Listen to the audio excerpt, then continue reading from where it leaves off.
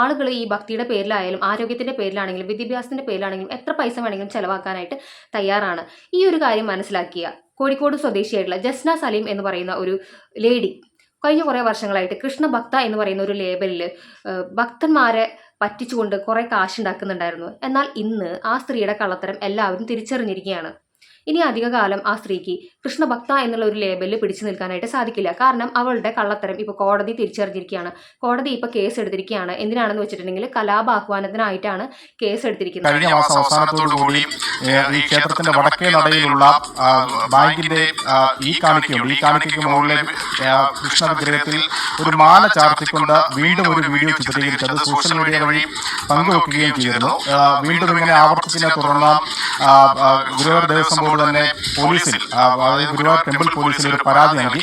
ആ പരാതിയിലാണ് ഇപ്പോൾ കലാപാഹ്വാനം ഉൾപ്പെടെയുള്ള വകുപ്പുകൾ ചേർത്തുകൊണ്ട് പോലീസ് എഫ്ഐആർ ഇട്ടിരിക്കുന്നത്. എന്തായാലും രണ്ടാമത് ഇത് ആവർത്തിക്കുന്നതിന് ഒരേ കുറ്റകൃത്യം ആവർത്തിക്കുന്നതിനെ തുടർന്നാണ് പരാതി നൽകിയത്. അത് കൂടാതെ ദേവസ്വം ബോർഡിന്റെ പരാതി കൂടാതെ ഒരു സ്വകാര്യ വ്യക്തി കൂടി പരാതി നൽകിയിരുന്നു. എന്തായാലും നിലവിൽ ഇപ്പോൾ എഫ്ഐആർ ഇട്ടിട്ടുണ്ട്. കലാപാഹ്വാനം അടക്കമാണ് എഫ്ഐആർ ചേർത്തിരിക്കുന്നതാണ് ഏറ്റവും പ്രധാനപ്പെട്ട കാര്യം. എന്തായാലും എന്താണ് ഇതിൽ ജസ്നയുടെ നിലപാട് നടക്കുമുള്ള അറിയേണ്ടത്. ജസ്ന സലീമിനെതിരെ കലാപാഹ്വാനത്തിന് കോടതി ഇപ്പോൾ കേസെടുത്തിരിക്കുകയാണ്. അപ്പോൾ കോടതിയുടെ കണ്ടെത്തലുകൾ വളരെ ശരിയാണല്ലേ. പുള്ളിക്കാരി ഇവിടെ ഒരു കലാപം സൃഷ്ടിക്കാനുള്ള പരിപാടി തന്നെയാണ്. അപ്പം ആരാണ് ജസ്ന സലീം എന്നുള്ളത് ഞാൻ നിങ്ങൾക്ക് പ്രത്യേകിച്ച് പറഞ്ഞു തരേണ്ട കാര്യമൊന്നുമില്ലല്ലോ. ഗുരുവായൂർ അമ്പലത്തിൽ കുറേയേറെ പ്രഹസനങ്ങൾ കാണിക്കുന്ന ഒരു ലേഡിയാണ് കഴിഞ്ഞ കുറേ വർഷങ്ങളായിട്ട്. അപ്പം 2019 മുതൽ കൃഷ്ണന്റെ ചിത്രം വരച്ച് വിൽക്കുന്ന ഒരു സ്ത്രീയാണ് ജസ്ന സലീം എന്ന് പറയുന്നത്. കോഴിക്കോട്ടുകാരിയാണ്. അപ്പോൾ പുള്ളിക്കാരി ഓരോ ചിത്രങ്ങൾക്കും ഈടാക്കുന്ന പൈസ എന്ന് പറയുന്നത് നമുക്കൊന്നും ചിന്തിക്കാൻ പോലും പറ്റാത്ത അത്രയ്ക്കും പൈസയാണ് പുള്ളിക്കാരി മേടിക്കുന്നതെന്നുള്ളതാണ്. 5000 രൂപയാണ് ഒരു ചിത്രം വരയ്ക്കുന്നതിന് പുള്ളിക്കാരി ആരാണോ ചിത്രങ്ങൾ മേടിക്കുന്നത് അവരിൽ നിന്ന് മേടിക്കുന്നതെന്നുള്ളതാണ്. അപ്പോൾ എന്തുകൊണ്ടാണ് ഇവരുടെ ചിത്രങ്ങൾക്ക് ഇത്രയേറെ ഒരു പ്രാധാന്യം ലഭിക്കുന്നതെന്ന് വെച്ചിട്ടുണ്ടെങ്കിൽ അത് വേറൊന്നുമല്ല, മറ്റൊരു മതത്തിൽ നിന്നുള്ള അല്ലെങ്കിൽ മുസ്ലിം വിഭാഗത്തിൽപ്പെടുന്ന ഒരു സ്ത്രീ കൃഷ്ണന്റെ ചിത്രം വരയ്ക്കുന്നു എന്നുള്ള ആ ഒരു കാര്യം കൊണ്ട് തന്നെയാണ് ഇവർക്ക് ഇത്രയധികം പബ്ലിസിറ്റി ലഭിച്ചത് തന്നെ. പിന്നെ കൂടാതെ ഈ അടുത്ത കാലത്തായിട്ട് നമ്മുടെ പ്രധാനമന്ത്രി നരേന്ദ്രമോദിജി കേരളത്തിലേക്ക് വന്നപ്പോൾ കൃഷ്ണന്റെ ചിത്രം പുള്ളിക്കാരി മോദിജിക്ക് സമ്മാനിച്ചിട്ടുണ്ടായിരുന്നു. അതുകൂടാതെ സുരേഷ് ഗോപിക്ക് സമ്മാനിച്ചിട്ടുണ്ടായിരുന്നു. അപ്പോൾ ഇതൊക്കെ പബ്ലിസിറ്റിക്ക് വേണ്ടിയിട്ടും റീച്ച് കൂട്ടാനും അതുപോലെ തന്നെ സ്വന്തമായിട്ടുള്ള ഒരു പരസ്യം അത് തന്നെയാണ് പുള്ളിക്കാരി ഇതിൽ നിന്നൊക്കെ ഉദ്ദേശിക്കുന്നത്. ഇത് കൂടാതെ ജന്മദിനത്തിന് ഗുരുവായൂർ അമ്പലത്തിൽ വെച്ച് കേക്ക് മുറിക്കുന്നു. അതുകൂടാതെ ഇപ്പോൾ റീസെൻ്റ് ആയിട്ട് ഈ കേസ് എടുക്കാനുള്ള കാരണം എന്താണെന്ന് വെച്ചിട്ടുണ്ടെങ്കിൽ കൃഷ്ണന്റെ വിഗ്രഹത്തിൽ, അതായത് ഗുരുവായൂർ അമ്പലത്തിലെ കിഴക്കേ നടയിൽ ഒരു ചെറിയൊരു കൃഷ്ണ വിഗ്രഹം ഉണ്ടായിരുന്നു. അവിടെ പോയി മാല ചാർത്തിയതിന് ശേഷം റീൽസ് എടുത്ത് സോഷ്യൽ മീഡിയയിൽ പങ്കുവെച്ചു എന്നുള്ളതാണ്. അപ്പം ഇത്തരത്തിലുള്ള പ്രഹസനങ്ങളാണ് പുള്ളിക്കാരി കാണിച്ചുകൊണ്ടിരിക്കുന്നത്. അപ്പോൾ കോടതിയുടെ നിരീക്ഷണം എന്താണെന്ന് വെച്ചിട്ടുണ്ടെങ്കിൽ അമ്പലം എന്ന് പറയുന്നത് ഭക്തർക്കുള്ള സ്ഥലമാണ്, അല്ലാതെ ഇത്തരം പ്രഹസനങ്ങൾ കാണിക്കാനും അല്ലെങ്കിൽ ജനശ്രദ്ധ നേടാനും സ്വന്തം ബിസിനസ് വളർത്താനും സ്വാർത്ഥ ലാഭങ്ങൾക്ക് വേണ്ടിയും അമ്പല പരിസരം അല്ലെങ്കിൽ ഭക്തർ വരുന്ന സ്ഥലം ഇങ്ങനെ ഉപയോഗിക്കാതിരിക്കണം, അല്ലെങ്കിൽ ഇതൊരു തരത്തിലുള്ള കലാപശ്രമമാണ് എന്നുള്ളത് തന്നെയാണ് കോടതി ഇപ്പം കണ്ടെത്തിയിരിക്കുന്നത്. അപ്പോൾ ഗുരുവായൂർ ടെമ്പിൾ പോലീസാണ് ജസ്നയ്ക്കെതിരെ കേസെടുത്തിരിക്കുന്നത്. അപ്പോൾ ജസ്നയുടെ പരിപാടി എന്താണെന്ന് വെച്ചിട്ടുണ്ടെങ്കിൽ പുള്ളിക്കാരി സ്വന്തം മതത്തിൽ വിശ്വസിക്കുന്നില്ല എന്നുള്ളതാണ് ഞാൻ മനസ്സിലാക്കുന്ന ഒരു കാര്യം. പബ്ലിക്കായിട്ട് പറഞ്ഞിട്ടുണ്ടായിരുന്നു, ഏതോ ഒരു വീഡിയോയിൽ പറഞ്ഞിട്ടുണ്ടായിരുന്നു, ഞാനത് കേൾക്കാൻ ഇടയായിട്ടുണ്ടായിരുന്നു. അപ്പം സ്വന്തം മതത്തിൽ വിശ്വസിക്കാത്ത അല്ലെങ്കിൽ സ്വന്തം അമ്മയെ വിശ്വസിക്കാത്ത, മതം എന്നൊക്കെ പറയുന്നത് നമ്മൾ അത്രയ്ക്കും പരിശുദ്ധമായി കണക്കാക്കുന്ന ഒരു കാര്യമാണല്ലോ.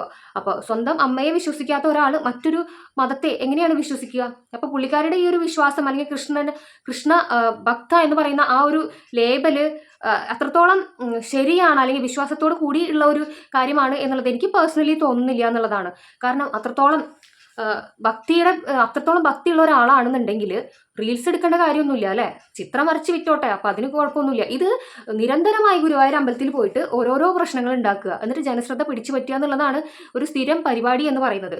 അപ്പം ഇതിൽ നിന്നൊക്കെ നമുക്ക് മനസ്സിലാക്കുന്ന ഒരു കാര്യം, ബുദ്ധിയുള്ള ഏതൊരാൾക്കും മനസ്സിലാകുന്ന ഒരു കാര്യം എന്ന് പറയുന്നത് പുള്ളിക്കാരി ഉദ്ദേശിക്കുന്നത് റീച്ച് തന്നെയാണ്. അങ്ങനെ ഇങ്ങനെ ഇടയ്ക്കിടയ്ക്ക് ഓരോ പ്രശ്നങ്ങൾ ഉണ്ടാക്കുമ്പോൾ സോഷ്യൽ മീഡിയയിൽ നിറഞ്ഞു നിൽക്കുമല്ലോ, അങ്ങനെ ബിസിനസ് വളരുമല്ലോ. അപ്പം ഈ പുള്ളിക്കാരിയെ പറ്റിയുള്ള ഇങ്ങനെ വിവാദങ്ങൾ വരുമ്പോൾ പലരും പറയുന്ന ഒരു കാര്യം എന്ന് പറയുന്നത് സംഘികളാണ് സപ്പോർട്ട് ചെയ്യുന്നതെന്നുള്ളതാണ്. പക്ഷെ സംഘികൾ കൈയൊഴിഞ്ഞിരിക്കുകയാണ്. അപ്പം മുസ്ലിം വിഭാഗത്തിൽ നിന്നുകൊണ്ട് ഹിന്ദുക്കളുടെ ഇടയിൽ പ്രശ്നമുണ്ടാക്കാനായിട്ട് അല്ലെങ്കിൽ ഹണി ട്രാപ്പിൽ പെടുത്താനാണ് ശ്രമം എന്നുള്ള ഒരു കാര്യം കൂടി വന്നിട്ടുണ്ടായിരുന്നു. അത് മുസ്ലിം സഹോദരങ്ങളും തള്ളിയിരിക്കുകയാണ്. അപ്പോൾ പുള്ളിക്കാരിക്ക് എവിടുന്നും ഒരു സപ്പോർട്ടില്ല. ഇപ്പോഴത്തെ ഒരു കണ്ടീഷനിൽ ഹിന്ദുക്കളും സപ്പോർട്ട് ചെയ്യുന്നില്ല, മുസ്ലിങ്ങളും സപ്പോർട്ട് ചെയ്യുന്നില്ല എന്നുള്ളതാണ്. കാരണം ഇവരുടെ ഈ കള്ളത്തരം എല്ലാവരും മനസ്സിലാക്കി എന്നുള്ളതാണ്. ആദ്യകാലത്തൊക്കെ ഇവർക്ക് നല്ല സപ്പോർട്ട് ഉണ്ടായിരുന്നു. കാരണം അന്യമതത്തിൽ പെട്ട ഒരു സ്ത്രീ കൃഷ്ണന്റെ ചിത്രങ്ങൾ വരയ്ക്കുന്നു എന്ന് പറയുമ്പം അതൊരു ക്യൂരിയോസിറ്റിയോട് കൂടിയിട്ട് ആൾക്കാർ കണ്ടിരുന്നു. വളരെയധികം ഒരു മതസൗഹാർദ്ദത്തിന്റെ പേരിൽ എല്ലാവരും ഈ ഒരു കാര്യത്തിനെ അംഗീകരിച്ചിരുന്നു. അതുകൂടാതെ ചിത്രമര എന്നൊക്കെ പറയുന്നത് ഒരു കലയാണല്ലേ, കല എന്നൊക്കെ പറയുന്നത് ഒരു ദൈവികമാണ്. അപ്പം ആ ഒരു കാര്യം, അത് ഏത് ദൈവമായാലും ഇതൊക്കെ ഒരു ദൈവികമായ കഴിവായതുകൊണ്ട് തന്നെ ചിത്രങ്ങൾ വരച്ചോട്ടെ, അതിനൊന്നും ആർക്കും ഒരു പ്രശ്നം ഉണ്ടായിരുന്നില്ല. പക്ഷേ ഇവര് ഇത് ഇടയ്ക്കിടയ്ക്ക് ഇങ്ങനെ ഓരോ പ്രശ്നങ്ങളൊക്കെ ഉണ്ടാക്കി സ്വന്തം മതത്തിൽ നിന്നുകൊണ്ട് ആ മതത്തിൽ തന്നെ കുത്തിത്തിരിപ്പ് ഉണ്ടാക്കുന്ന കാര്യങ്ങളൊക്കെ ചെയ്യുമ്പോൾ അവിടെയാണ് ഇവർക്കെതിരെയുള്ള സംശയങ്ങൾ പൊന്തി വരുന്നത് തന്നെ. അപ്പോൾ ഇവരുടെ ഒരു സ്വഭാവം വെച്ചിട്ട് നമുക്ക് അത്രയ്ക്ക് ഒരു വിശ്വാസയോഗ്യമായ ഒരു സ്വഭാവമല്ല. ഒരു ഹിസ്റ്ററി പരിശോധിക്കുമ്പോൾ മനസ്സിലാകുന്ന ഒരു കാര്യം എന്ന് പറയുന്നത് പലർക്കെതിരെയും ഇവർ പീഡിപ്പിച്ചു എന്നും പറഞ്ഞ് കേസ് കൊടുത്തിട്ടുണ്ടായിരുന്നു. ആ കേസൊക്കെ തെളിഞ്ഞു വന്നപ്പോൾ ഇവരുടെ പരാതി, ഇവർ കൊടുത്ത ഈ പരാതി ഒന്നും സത്യമല്ല എന്നുള്ളതാണ് കോടതിയുടെ നിരീക്ഷണത്തിൽ നിന്ന് മനസ്സിലാക്കുന്നത്. അപ്പം മൊത്തത്തിലൊരു ഹിസ്റ്ററി നോക്കുമ്പോൾ അത്ര നല്ലൊരു ഹിസ്റ്ററി അല്ല പുള്ളിക്കാരിയുടെ. അപ്പം ചിത്രം വരച്ചോട്ടെ, ജീവിച്ചോട്ടെ, ഒരുപാട് നല്ല കലാകാരന്മാരുണ്ട്. പക്ഷെ അവരൊന്നും ജസ്റ്റിനെ ഈടാക്കുന്ന അത്രയ്ക്ക് പൈസയൊന്നും മേടിക്കുന്നില്ല എന്നുള്ളതാണ്. ഒരു ചിത്രത്തിന് 5000 രൂപയാണ് ഈടാക്കുന്ന പൈസ എന്ന് പറയുന്നത്.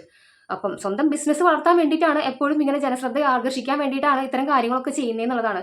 ഇപ്പം അവസാനം എന്താ ഉണ്ടായെന്ന് വെച്ചിട്ടുണ്ടെങ്കിൽ കോടതി പറഞ്ഞൊരു കാര്യം എന്ന് പറയുന്നത് ഗുരുവായൂർ അമ്പല പരിസരത്ത് വെച്ച് ആരും റീൽസ് എടുക്കാനുള്ള ആർക്കും അനുവാദമില്ലാത്ത ഒരു നിലയിലേക്ക് ഇപ്പൊ കാര്യങ്ങൾ കൊണ്ടെത്തിച്ചു എന്നുള്ളതാണ്.